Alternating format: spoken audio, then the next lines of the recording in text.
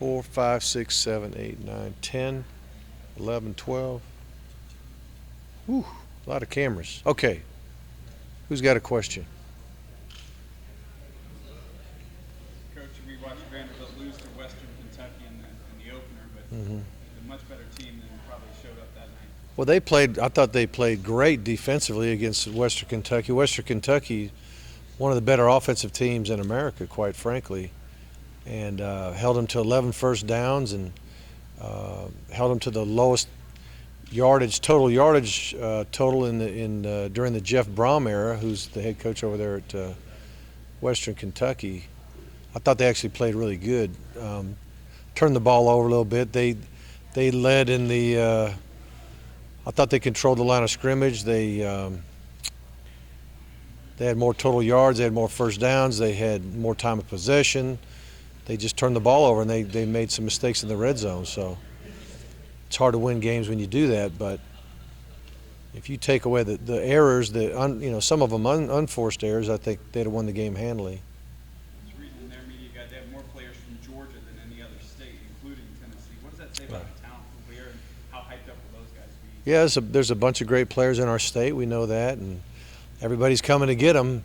And there's more than we could have, that's for sure. I know maybe within the last year or two, and maybe even currently, there's more scholarship players on SEC teams from Georgia than any state in the union, and so it's not shocking to hear that stat. And to answer the other part of your question, I think they'll always get excited about playing Georgia, being from Georgia. With the loss the last time in Nashville, does it kind of help keep everybody focused, even though Vanderbilt did lose that one? Well, I hope we'll be focused no matter who won what game last year, 2 years ago, last week. If we're not focused, then we're not doing a good job of coaching. It seems like this past week there was more of a concentration on special teams blocking punts. You had 2 blocked punts in the game. It seems in the years past or maybe games past, Yeah. we kind of held back a little bit. Yeah. Well, we only blocked one. We should have blocked 2. The one that looked like a block in the beginning, it was kind of like rushing the passer and forcing a bad throw for an interception.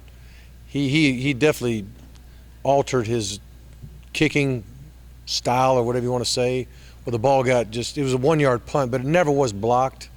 If he'd have kicked it downfield, it would have been blocked, so he was in position, but the ball just got shanked off to the right. So when we looked at the film, as it turned out, Lorenzo did not block the ball. Now Lorenzo, if you remember when the punter had the ball, when he bobbled it and picked it up and kicked it, if Lorenzo would have gone as hard that time as he went the first time, he would have blocked that kick. But of course, DeAndre Walker did block a kick for a safety. So, and we did come after those more so than usual. That was my question.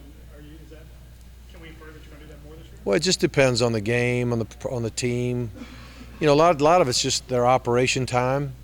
If their operation time's not fast enough, we may decide to go after it. If we don't think they block particularly well, we may go after it schematically. But if they do a good job schematically and they've got a quick operation time, it's almost impossible to block it. So we just soon try to return it. A lot of key plays made, especially by your linebacker core. What have you seen out of those guys when they continue just to boot camp and then for this Right. Well, I mean, linebackers should be making the majority of the plays. If you're doing it right, if your down linemen are doing a great job of forcing double teams and not allowing a lineman to come up to the second level, which is where our linebackers are. Usually our linebackers get to make some clean shots in there, get some clean tackles. And then they're also our outside linebackers are the guys that try to produce the pass rush, and when you get them in some third down and long yardage, you can kind of pin your ears back and go hard. Winning first down is huge to get them in long yardage so we can go rush the passer with those outside linebackers. And like I said, inside linebackers they ought to be leading your team in tackles. Earlier in the spring, you said that one of your areas of concern was having a new starting center, new quarterback, and being inexperienced up and down. Right. Term. After watching the film, Brandon Colano did. And Yeah. Grayson Leonard. Cablano did a really good job. I was never worried about his blocking. I was always worried about his snap.